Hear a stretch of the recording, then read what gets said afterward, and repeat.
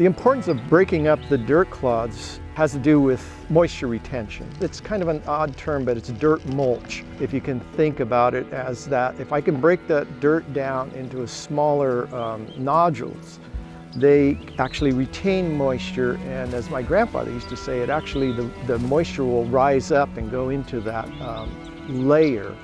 And I do believe it. In August, you can go out and with your boot, you can kick down 3 inches and the dirt will be darker, it'll be moisture.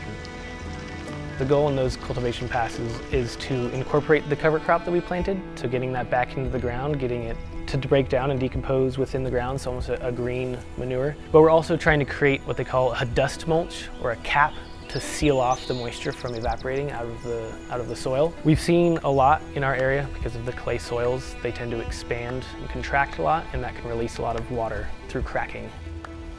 So after our first pass, we'll typically wait a week, and then we'll bring in another pass, wait a week, and then do a third pass. So typically we're done within 3 weeks to a month of disking. And after that, we don't go back in that vineyard for any cultivation or mowing. Is done for the year until we plant cover crop. First passes for disking to conserve the most moisture is basically as soon as possible that you can get in a disc in the field. So as soon as the disc is not really getting clogged up.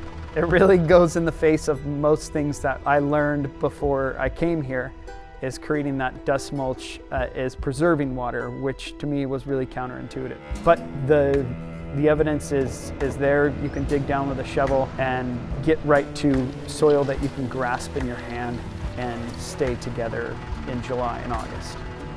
Our flora management is very weather dependent and soil moisture dependent. In order to decompose the cover crop that we grow through the winter, we have to get out there when there's still soil moisture. We can't wait for it to be completely dry. And so we're mowing while there's soil moisture, and our first disking and second disking should still happen with soil moisture. By the time we're on our third pass, there might be less.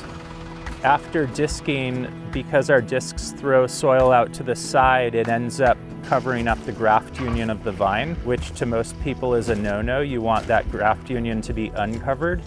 And so cultivating helps level out the vineyard, takes care of small new germinating weeds that may have come from a late spring rain, and also pulls the soil off the trunks of the vines.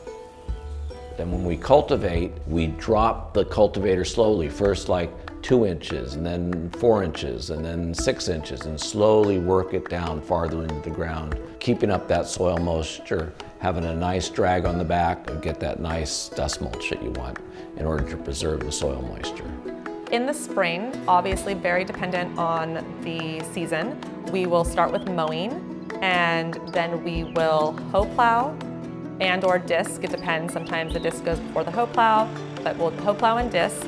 And then we'll probably do another disking, and we add another disc to the very end of the implement and throw the dirt back over where we had hoe plowed, and smothers the last of the weeds that are regrowing. And then we'll cultivate and rototill, create that dust mulch, and we're off to the races.